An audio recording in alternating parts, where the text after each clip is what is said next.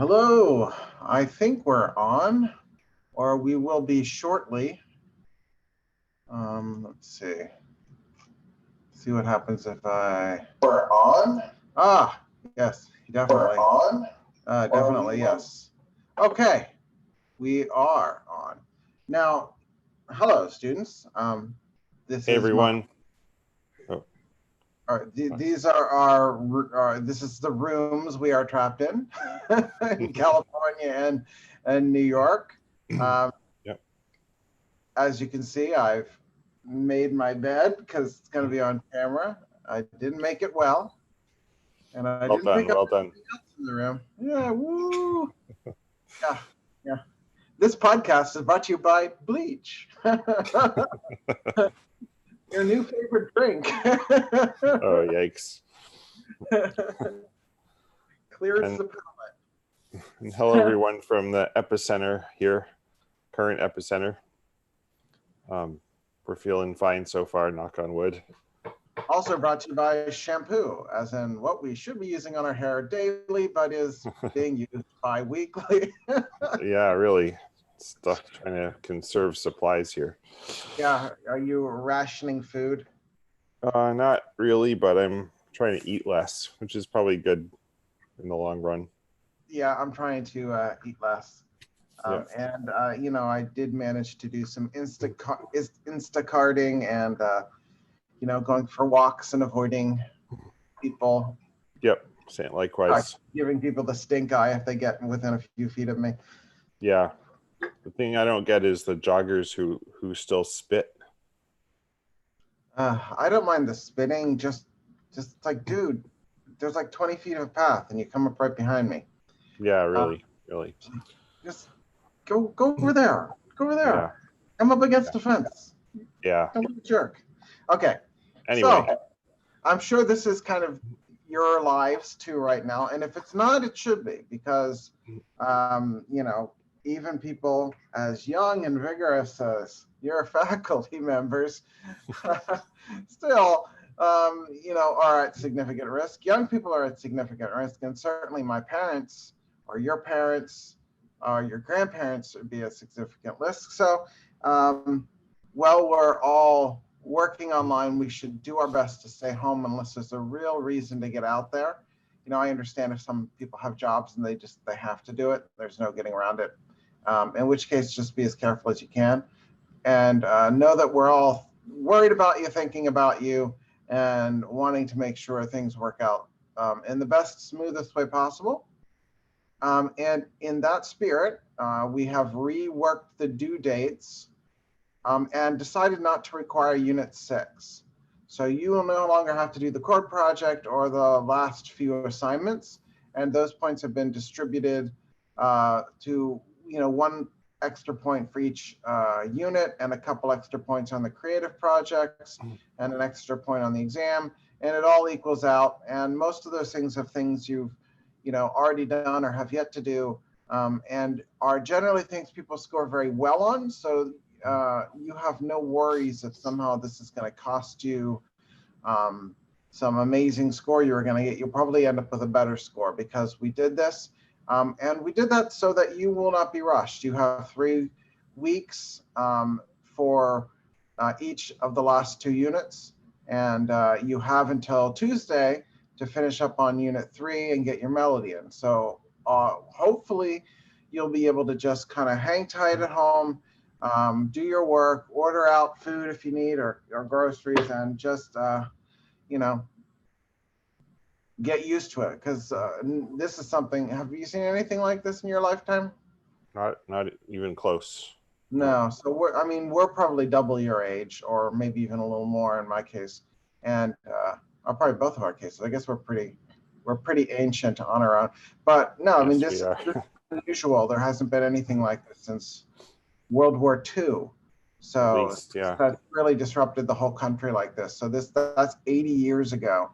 And then before that, the Depression, and then the Spanish flu that killed my great-grandfather, who was a young man. So just take it seriously.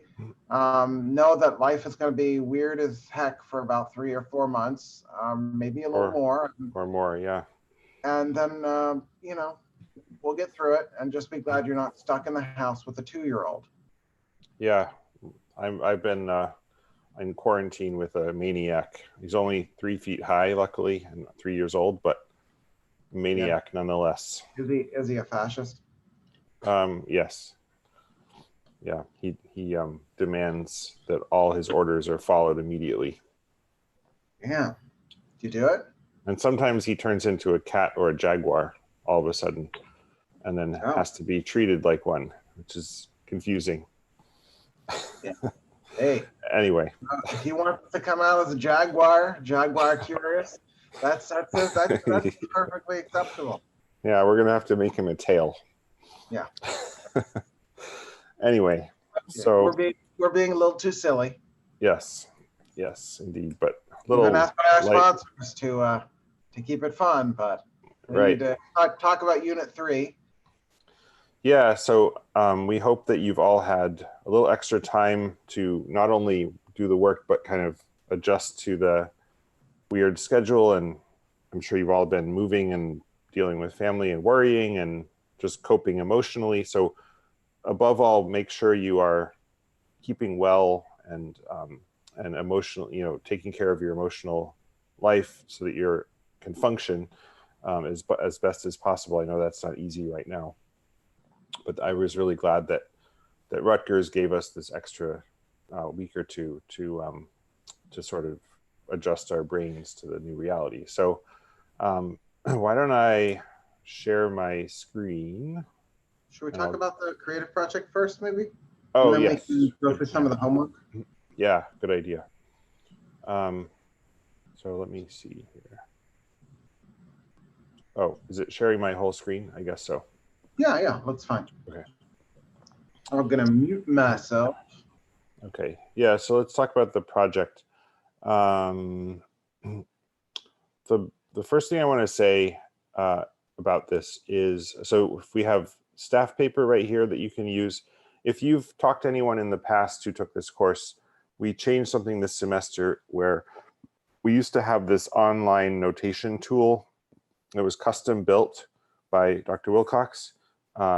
And we took that away, and because it was just too cumbersome, and people were using staff paper anyway. And so you can click on this nice staff paper link, and you'll see I just downloaded on the lower left some staff paper, which I can then open up nifty and print out.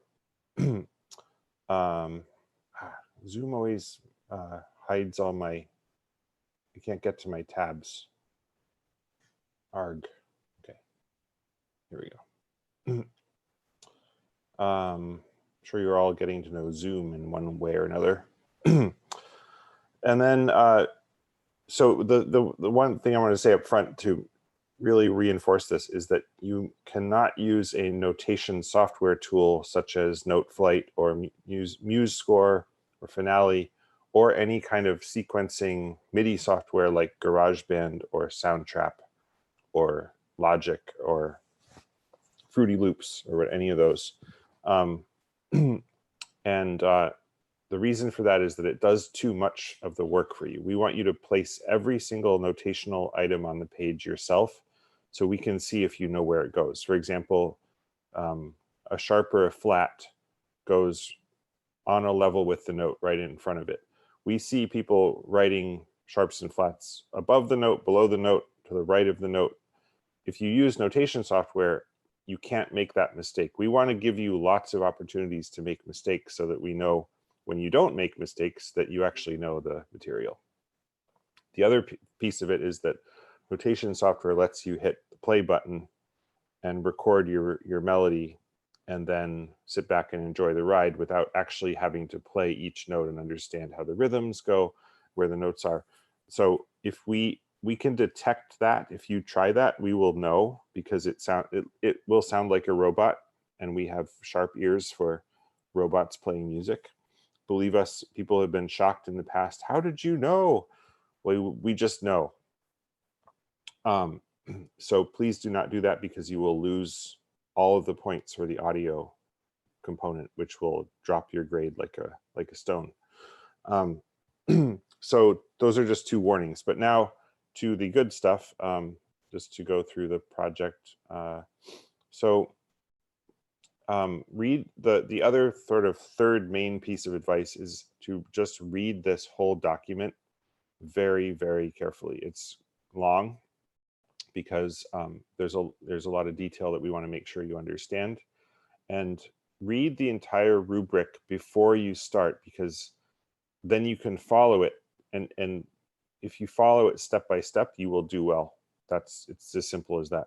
This is called a creative project, but it is meant to be creative. We want you to flex your creative muscles, but it's not a project that is sort of free form, like be creative, come up with something cool, and we love whatever you do. This is follow the directions very, very precisely, and then you'll get a good grade. And so sometimes people who are more musically experienced, who have more knowledge or background in creating music or playing music, they will come up with these awesome things, that are really flashy and amazing chords, and like they played on the guitar really well, and they don't do well on the assignment because they didn't actually read it. They did something else that wasn't on the assignment. So in a way, we're asking you to be kind of more like a rule follower than a sort of a creative spirit. But of course, within that, we want you to be creative to the extent possible within the rules. I just want to jump in and also say, Yeah. One thing that's important to realize with the creative projects, these creative projects, Creative Project 1 and Creative Project 2, they are what makes this course a core competency course. So the fact that this course counts for your arts credit and continues to count for your arts credit is because of this project and the rigor built into this project, that you don't really see all these rules and specified types of things we want you to do in other projects. The reason is that these projects are specifically designed to meet the rationale required to make this course your arts requirement course. So we have to take this course, these assignments seriously. We have to grade them relatively stringently, though we're pretty forgiving. But keep in mind that yes, you have to do both of them. But just keep in mind that that's why the assignments are the way they are, but we still try to make them interesting and enjoyable. Absolutely. And we also must have them on time because there are so many of you and so few of us. And when we get all these assignments late, it makes life very difficult in terms of grading. So we institute a very cruel and harsh late policy, which is that if you submit it after midnight on the day it's due, or after 11:59, I should say, you lose a whole letter grade, 10%. Each day after that, you lose 5%. So let's say you're 4 days late. That's 35% off, down. Right? Did I do that right? 25. No, sorry, 25 down. Math is not my strong suit. But still, that's 2.5 letter grades. So let's say you did a solid B+, you're now down in the DC range. So be sure to submit it on time. If the other thing is that we grade these in the order they're received. So if you submit yours close to the deadline at like 11 p.m. on the day it's due, you will be graded toward the end of the process. So you'll wait a long time to get your grade back. Yeah, and then again, just be really careful with every step. Everything down to how you label your files is important. Again, this is for our ability to grade it. So follow this. Tons and tons of points come off because people didn't notice this little detail. I know it's finicky, but it's important for us, and it's time tested. It works. Again, read this whole thing before you begin, and then basically, I won't, because you're going to be reading it, I won't waste your time reading it for you here. But essentially, you're going to be composing a melody, has a lot of details that go into it. One question that comes up is, how does the poem figure in? People say, am I supposed to set the words of the poem to music as lyrics, or am I supposed to use it as kind of a background or whatever? It's really up to you. People don't typically use that as lyrics. You can if you want to, but usually it's more of a kind of general inspiration, or people use their melody to kind of illustrate the feeling or the mood or the narrative of the poem. So hopefully you'll enjoy this beautiful poem. And then, follow again, using images created in notation software will result in an automatic 0.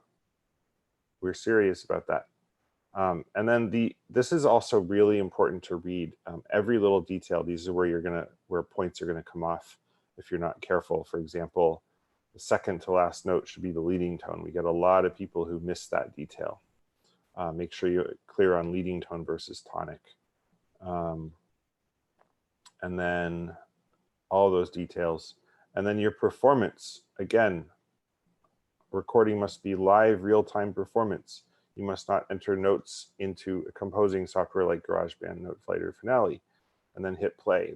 This will cause a 0 immediately. Again, performance accuracy is above all. You can play it as slowly as you want, as long as it's accurate. Like if I composed Twinkle Twinkle Little Star for this assignment, I could play it like this. Twinkle, twinkle, or even slower than that, like painfully slowly, as long as it's accurate. Again, the kind of element of how this is more about sticking with the rules and showing what you know than purely about creativity. Again, all this stuff. And then really the meat of it is the analysis, because we want you to, this is about thinking, about understanding, about knowing what you're doing and being able to talk about it clearly, and citing evidence. So, be really specific, like this line in the poem made me write these certain notes, and these certain notes leap up at the beginning and then they go back down, and I went up to this note, and this other note is really important because, like, that kind of level of detail. And then read the rubric. And I've talked a lot about this, so maybe that's enough for now. Anything to add? We do have a question. Okay. From, pardon me if I say this wrong, Elif, E-L-I-F. When composing our piece for the project, would you recommend that we pick a scale first and go from there? I was just a bit confused by number 2 and 3 in part 1 about how to approach it. Wait, I'm sorry. I was distracted by my thing being in the way, so I'm just going to read it. Oh, sorry. okay. You can read it. Sorry. Composing our piece, would you recommend we pick a scale? Oh, yes. Number 2 and 3 in part 1. Okay.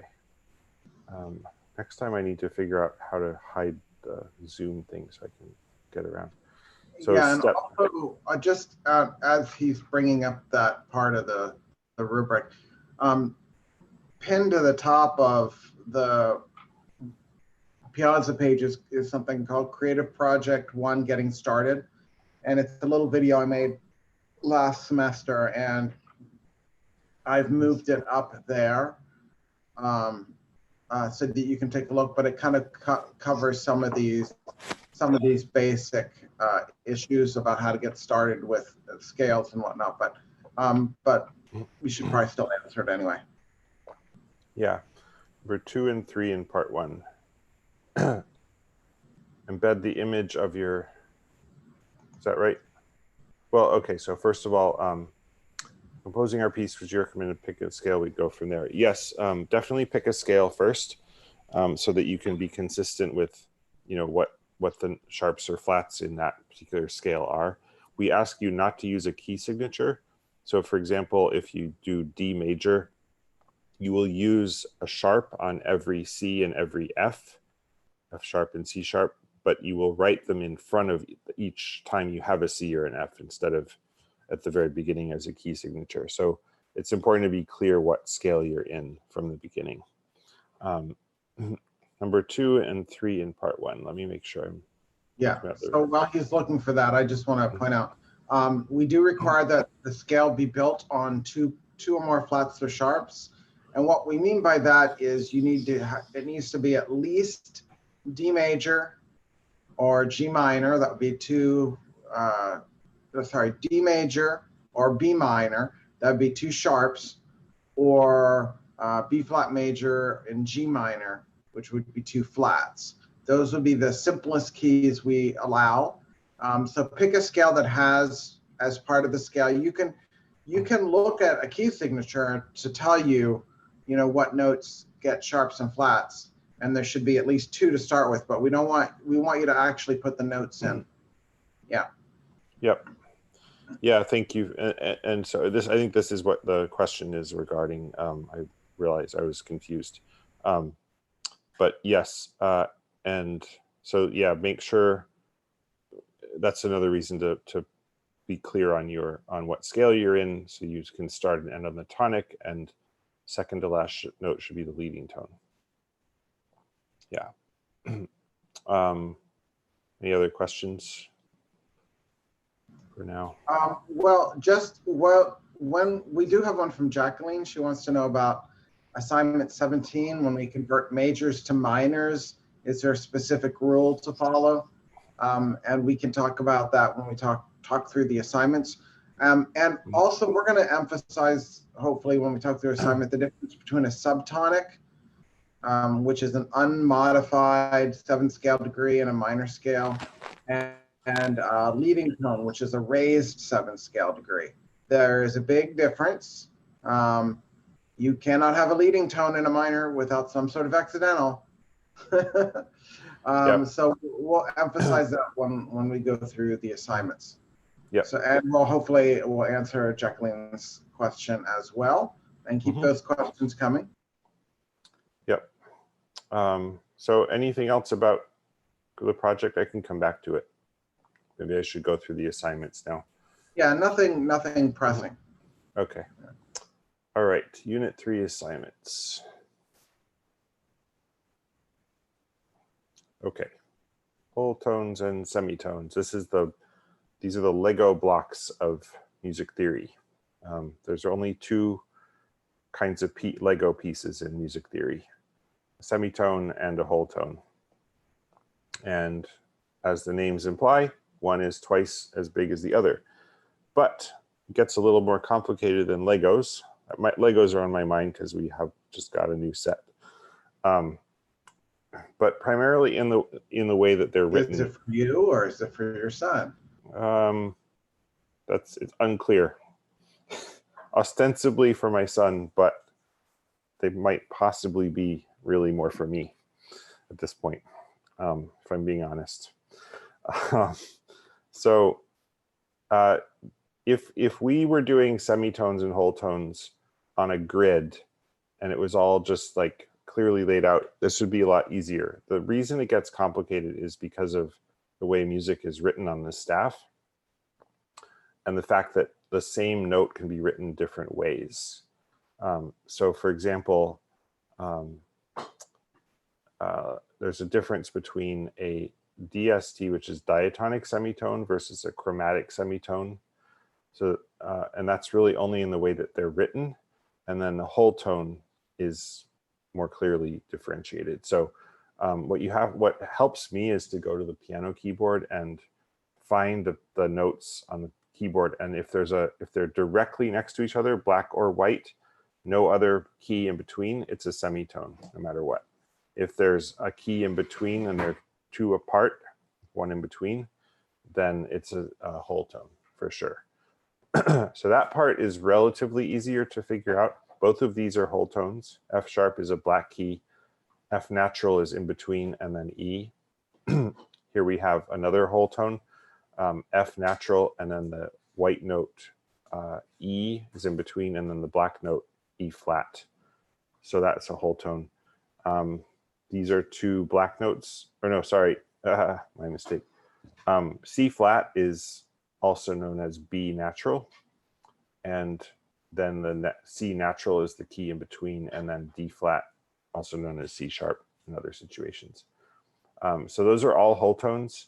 Then you get into the issue of diatonic and chromatic semitones. The basic difference is that if the two notes have different letter names and they lie on adjacent space and line, then it's a diatonic semitone, which means that it could be part of a scale. That's kind of, or a diatonic collection. That's basically what that means. And so that's what we have in this first example. We have F sharp to G. There's no other note in between, so it's a semitone. And it's F and G rather than, well, it's two separate note names, and one is on a space, one is on a line. That makes it a diatonic semitone. By contrast, this is a chromatic semitone because both pitches are named A, and A. The only difference is that one has a sharp. So that it is a semitone. If you played it on the piano, it would sound like a semitone. Two different pitches, but same note name. They're both on a line, or sorry, both on a space, or if they were both on a line, they'd also be chromatic. So that's basically the difference there. Hope that is helpful. I'm going to skip through the rest and hope that that made sense. Major scales. So now we're going to use our two kinds of Lego blocks, one bigger than the other, to build a spaceship or a scale, as the case may be. Now, the idea of scale degrees is really fundamental to everything else you're going to be doing. And in the lesson, we talk about 3 different ways that a pitch can be named for its role within the scale. And so you can think of this as the analogy I like to make is that every note is an actor, and it has a name, it has a real name, which is like G. Like it's like my name is Robin McClellan, and I'm hopefully always going to stay that way, who I am. But if I went and acted in a play, I'd be given a different name and I'd be playing a different role. And so this note right here is the note C. But what role in a scale is it playing? If it were in a C major scale, it's the first note in the scale. If it were a G major scale, it would be the 4th note in the scale. So it'd be playing a different role. So that's what this whole section is about. And to make it extra complicated, each role has 3 different names. The first is the scale degree, which is the number, just from the tonic counting up. And then the second is the harmonic function, which is just another name for the same thing.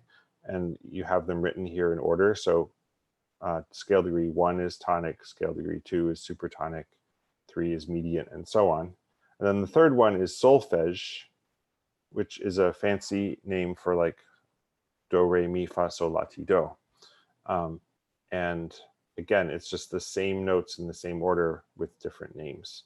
So for example, fa is scale degree 4 and the subtonic, or subdominant. So this is really a matter of memorization. I would go back to the lesson and just drill these into your mind, maybe make flashcards, and the more you do it, the easier it gets. All right.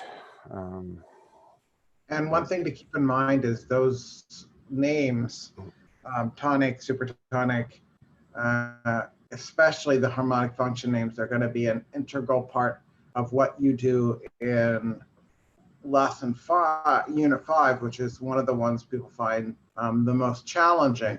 So the more you can kind of get in your head the names of different scale degrees, the better time you're going to have later on. Yeah. Sometimes we get people in unit 5 who have sort of become rusty on this since unit 3.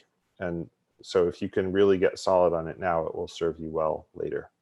And if you do get to unit 5 and you find you're rusty on it, you can always go back to unit 3 and study up a bit. this next assignment is the same thing, but for minor. And now there's an additional distinction.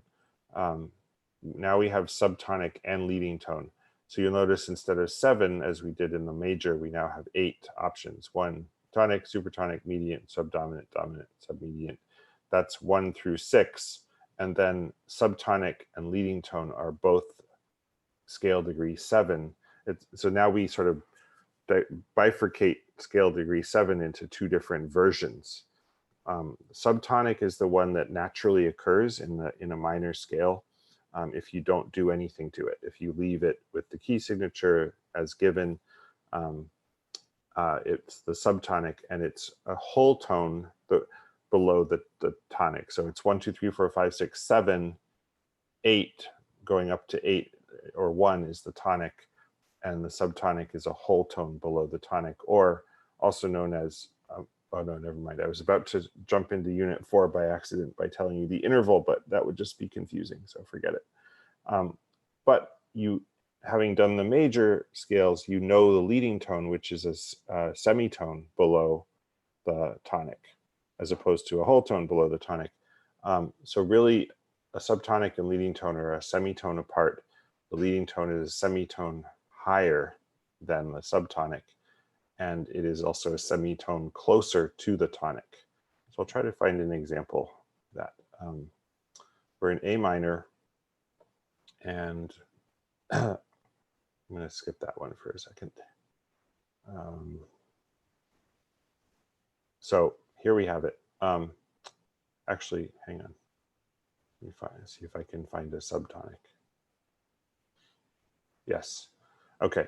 Here we're in A minor, and we have a G. So A, B, C, D, E, F, G. That's the 7th scale degree. And there's no accidental. There's no sharp or flat or natural on it. And it is a whole tone. This is why the previous assignment, knowing semitones and whole tones, is so important. It's a whole tone below A, and therefore it is the subtonic. There's another note in between, which is the G sharp, which is in between the G and the A. So it's a whole tone below, and therefore the subtonic. By contrast, let's find that G sharp we were talking about. This is a different octave. It's much higher, but it's a G sharp. And it is now the leading tone because it's only a semitone below the tonic. There's no other note between G sharp and A. So this is a good template for you to keep in mind. Again, this time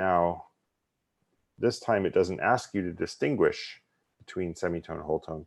It just says what scale degree it is. Now you don't have to worry about that distinction, but just for the record, it is the 7th scale degree, and it is the leading tone because it's a G sharp. Then we have, allow flash.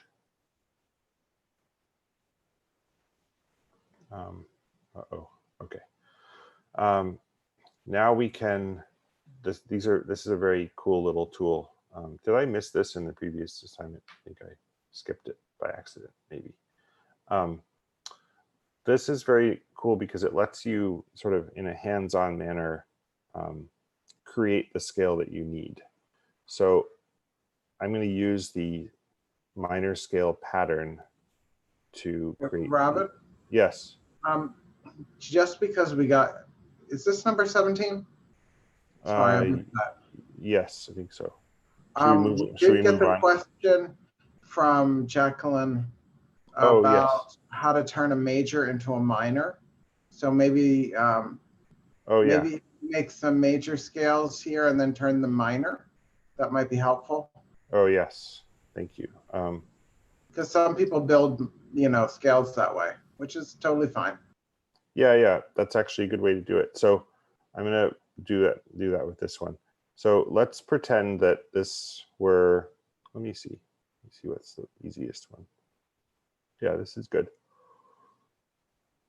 This is a G scale, and right now it's neither major or minor because it's actually a modal scale, which is a whole other topic. But if it were a G major scale, it would have 1 sharp and it would be G, A, B, C, D, E, F sharp, and G. One way that, actually, I think this is kind of how I think of it. When you convert a major scale into a minor scale, you're taking the 3 of the scale degrees and lowering them by a semitone. So the way you do that, and you're doing that with scale degrees 3, 6, and 7. So in this particular scale, the way you do that, scale degree 3 is natural. There's no sharp or flat on it. So to make it lower, you'd add a flat. So that's right there. Scale degree 6 is the same thing. We need to add a flat to make it lower. Now, scale degree 7 has a sharp on it, so all we have to do is take the sharp away, and it becomes natural. And now, voila, we have a G minor scale. And then the way you do this is put in the, basically just fill in the numbers that you see minus the red ones. So you go numbers and letters. So you go 2, 3, F, 4, 5, 6, F, 7. That's your answer. You could do the same thing with this one. F major scale. We'd start off with just a B flat. So this time, again, we're going to lower the 3rd, 6th, and 7th scale degrees. We basically just have to put a flat on each one. Oops. Like so. And we keep the B flat because we don't change the 4th scale degree. It should stay whatever it was in the major version. And this time, the 7th scale degree, instead of taking away the sharp, it was just a natural E, so we had to add a flat. So this one, you can see that there are 4 flats in F minor. I think that covers that for now. Each case is a little different, but that's the basic story. And 18. Let's see here.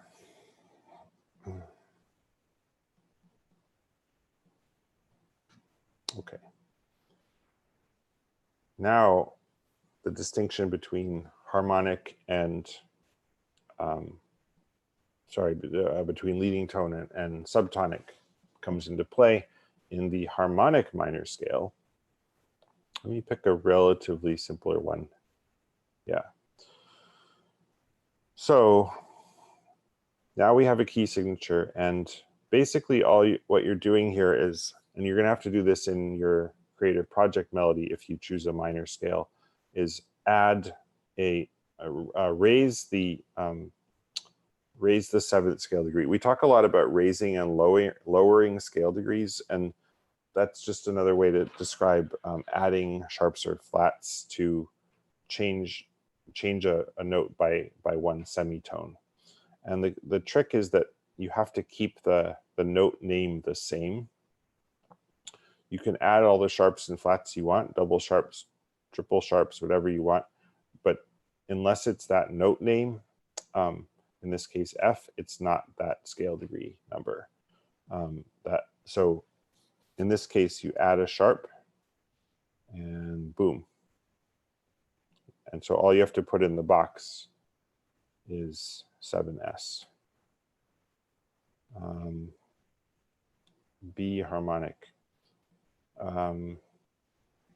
Same thing, sharp.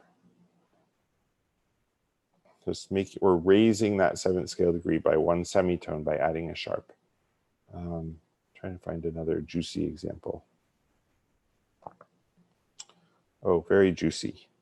Okay, now think about this one carefully. Look at that gnarly key signature. We've got 1, 2, 3, 4, 5, 6, 7 sharps, which means every single one of these notes is a sharp already, all 7 of them. So how do you sharp a sharp? Well, you use a double sharp. So that's where a case where you'd use that double sharp. Yeah, and then it gets even more horrifying, because now we're into the melodic minor, which is different going up and different going down. It's very finicky. It's very specific. So now we have to raise both the 6th and 7th scale degree and then lower them back down on the way down. So this is a nice comparison because we're in another key with a lot of sharps. 1, 2, 3, 4, 5, 6. So everything, but I even have to think this through. Which note is not sharped? And I'm so rusty on these. Oh no, so that's the C that's not sharp. Wait, what am I saying? Don't listen to me. Also getting tired, so my brain is atrophying. So the note that's not sharped is the E. No, that's sharp too. See, even music theory geniuses have their moments of doubt when they're brain dead. Yeah, this episode is brought to you by aerobic exercise. What you need to keep your brain sharp in your declining years. Aerobic exercise, get some today with your friends. Exactly. So we've got, G, oh yeah, so the G is not sharp. Okay. Oh no, it is. What am I saying? Oh my gosh, I'm failing on every level. The B is not sharp. Sorry. Yes. Okay. So what we're going to have to do is sharp the B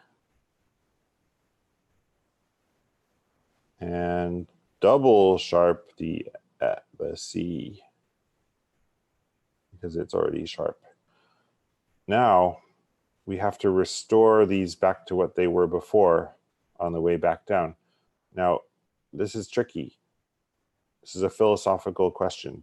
To unsharp a double sharp, what do? Do you want to put a natural or a sharp? Well, if you put a natural, you're making it back to C natural with the white key with no sharp or flat on it, which it never was. It was already a sharp. So to put it back to a sharp, you have to put a sharp. So this is the one case in music where to lower a note down, you put a sharp. It's weird, but true. And then to lower the B back down, now you do have to put a natural. So that may be one of the trickier questions around because of all that fiddly nonsense with the sharps and double sharps. But you will prevail. Remember too, as you do these, that most of them are randomized, so you won't get the same question 10 as your neighbor. So you can't really compare notes, which is all part of our evil plan. Yeah, I think that's good. I'll do one slightly easier one just really quickly. G minor, E flat, we're going to raise that to, whoops, a natural. Grab a natural. And then we're going to, oops. And then we're going to raise the F to F sharp. And then to put the F sharp back to natural, we're going to put a natural. And then to put the E flat back to flat, we're going to put a flat. Whoops.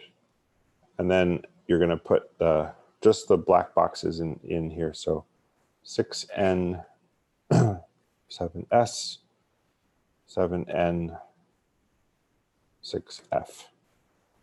Yeah.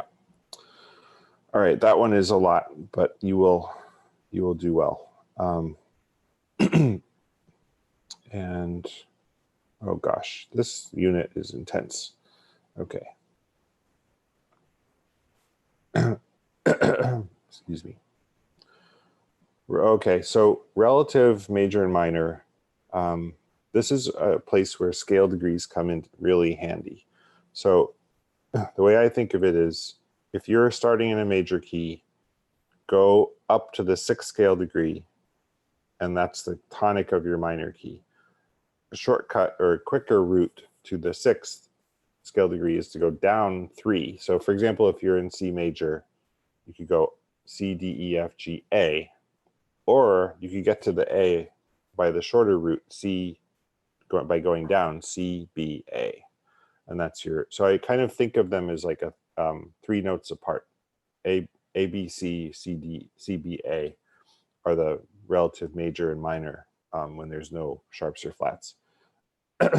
So you can kind of do that with any key. So relative major key of B minor, if you're starting from major, you go down 3. If you're starting from minor, you go up 3. So C down to A minor is C, B, A, but B minor up 3 is B, C, D. So that would be D major. Relative of F minor, relative major key of F minor, again, you go up, would be A flat. Oops. Now, how do you know if it's A flat or A major? This is where you need to know something even more specific, which is not just 3 notes in the scale, but 3 semitones also. You can count it on the piano. So F to A natural is 4 semitones, but F to A flat is 3 semitones and 3 steps in the scale. There's other ways you can do this, and I recommend studying the lesson. This is the same thing, but now using key signatures. But this helps because relative major and minors have the same key signature. That's why they're called relatives. It's like family members. They have the same DNA. And so relative D flat major has the same key signature. Relative minor of major. Oh yeah. So you can just pick the one with the same key signature as D flat major, and you'll still be in the minor, which is number 10. Which is, by the way, B flat minor. Yeah, so that's how you do that. It's the same task, just sort of with a different thing you're looking at. And that is that. I'm trying to get you out of here by 10 if we can. So I'll try to move it along a little faster. Harmonic functions, yes. As Dr. Wilcox said, this is super important for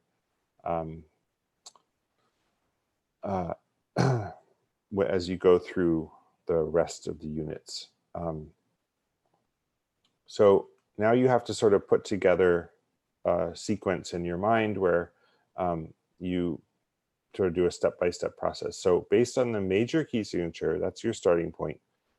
And then the other starting point is the note you're given. And then what is the harmonic function?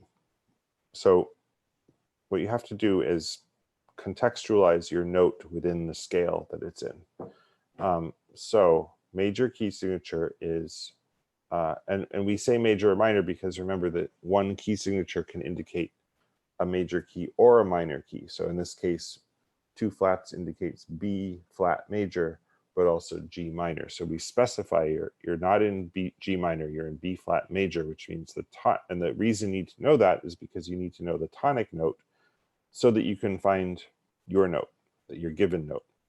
So major key signature, tonic is B flat. Now you have to count up to get your, what I do is I count by scale degree first, and then I convert it to harmonic function. So B flat, B is tonic, B flat is scale degree 1, C is scale degree 2, D is scale degree 3, and this is a D, and it doesn't matter what octave it's in. So we're on scale degree 3, and then you can make your little chart and convert it over, and that is the mediant. There is your answer. Here's a nice nasty one. Major key signature. This is C sharp major. All 7 notes are sharped. And we have a G sharp. And so think about C sharp as your tonic, C, and also as your scale degree 1. C is 1, D is 2, E is 3, F is 4, G is 5, and the 5th scale degree is known as the dominant. So that's 2 examples from many, but as long as you follow that step-by-step process. With minor keys, I'll do one of the minors. Oh, this is a good one too.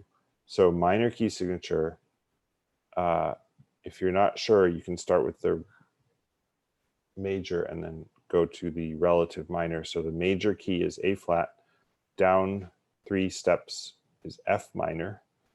Then that means F is the tonic, so scale degree 1. Count up till you get to an E. You're going to find out that E is the 7th scale degree.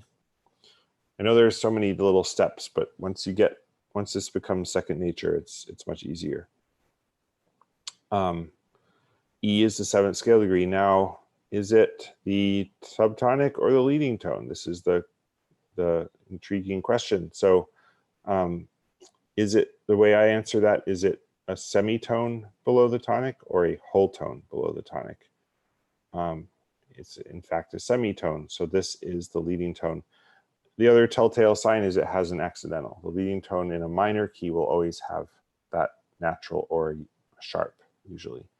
In this case, it has a double sharp, and I can, without going through all those steps, I can just tell you, because I have so many years of experience doing this, that is the leading tone in the key of G sharp minor.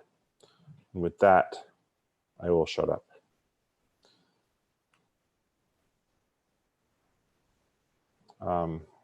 Any other questions or any other topics that we've missed? Jacqueline, yeah, we got one there on Piazza. The question related to the project. I don't have access to an instrument. Yes, absolutely. No, and that, I'm glad you asked that. You can absolutely play your project on like an iPhone piano app, if you'd like, or any on-screen piano that you can find, or guitar. As long as you play, as long as you're tapping each note with your actual finger, as opposed to entering them all in and then hitting playback, then yes, that's fine. Yeah. So 10 o'clock on the nose. Oh, that was a long haul. Yes, it was. I forgot how long and windy road this unit is. Yeah, there's a couple things. That even people who've done it for a while, it gets a little fiddly, and we have to think about, how it works. So there's every reason to put in the effort and figure out the rules, because ultimately we have not memorized every single. Well, we probably have memorized scales, but we haven't memorized all these conversions, but we know all the rules to make that happen. But we still have to put in a little bit of concentration when we're doing the math, so to speak. So, keep in mind that you'll have to learn it as best you can, and you'll be fine. We do not ask you to do the scale building in the exam. There's some other key signature identification, relative and parallel scales, that sort of thing are more what we focus on. So, you'll be fine. And we'll go through that before the exam is due. And so you'll have a second pass at a lot of these things. And as I said before, stay safe, and stay safe for yourself and for your families and for your friends and for your friends' parents and all the people who could be affected by this. And reach out to us if there's things we can do for you. Yep, absolutely. Remember that we are all connected, and your actions will affect your whole community. Yeah. So it's not really, is that the butterfly effect? The butterfly. Yeah. Well, it's like even more direct like that. Yeah. It's like if you get sick, butterfly your family sneeze. will get sick. Yeah. Yeah. So stay safe and stay careful. Yeah. And wash your hands. Wash your hands. Don't touch your face. Everything you've been hearing from everyone. No. Don't do it. Touch. I wash my hands. Okay. Well, still, you never know. Be careful. Yeah. Yes. All right. From all of us to all of you, have a Merry Christmas. Oh, wait. Okay. No, that's different. All right. Merry springtime. Good night. Merry Springtime. Yep.